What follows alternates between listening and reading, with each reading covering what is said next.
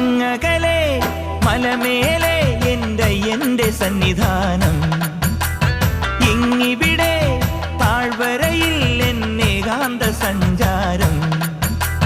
ശരണം ശരണം എൻ്റെ സ്വാമി, എൻ്റെ വിളിയൊന്നു കേൾക്കെൻ്റെ സ്വാമി.